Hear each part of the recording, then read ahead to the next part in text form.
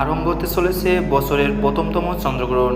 এই চন্দ্রগ্রহণ হতে সাবধান, যে কোনো ভুল ত্রুটি হলেই জীবনে কিন্তু ঘনিয়ে আসতে পারে ভয়ঙ্কর বিপদ।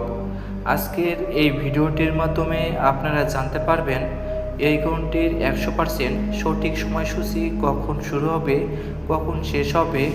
এর পাশাপাশি আরও জানতে পারবেন ভারত ও বাংলাদেশের আলাদা আলাদা সময় অনুযায়ী কখন এই গ্রহণটি শুরু হবে, কখন শেষ হবে, কোন কোন জায়গা থেকে দেখা যাবে সেই সম্পর্কে।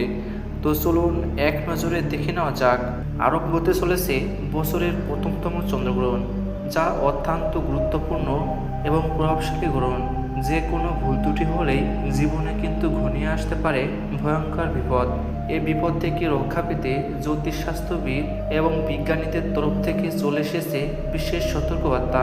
তো আজকে এই ভিডিওটি সম্পূর্ণ মনোযোগ সহকারে শেষ পর্যন্ত দেখতে থাকুন। এই গ্রহণটি সংঘটিত হবে 3রা মার্চ 2026 মঙ্গলবার।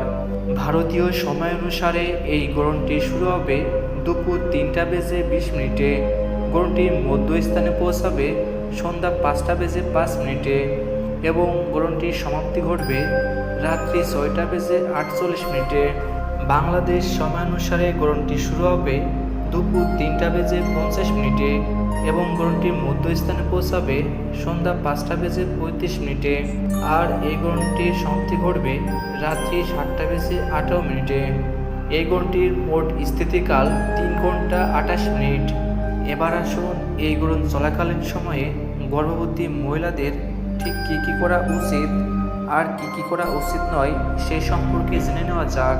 এই গ্রহণ চলাকালীন সময়ে গর্ভবতী মহিলারা ভুলেও উন্মুক্ত স্থানে যাবেন না। এই সময় গ্রহণকে দেখার চেষ্টাও করবেন না। গ্রহণের আগে রান্না করা খাবার গ্রহণ শেষ হলে তা খাবেন না।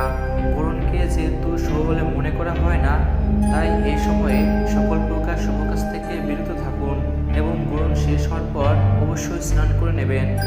স্নান করে যার যা সৃষ্টিকর্তার কাছে প্রার্থনা করবেন। এই গ্রহণটি ভারত এবং বাংলাদেশের বিভিন্ন জায়গা থেকে দেখা যাবে।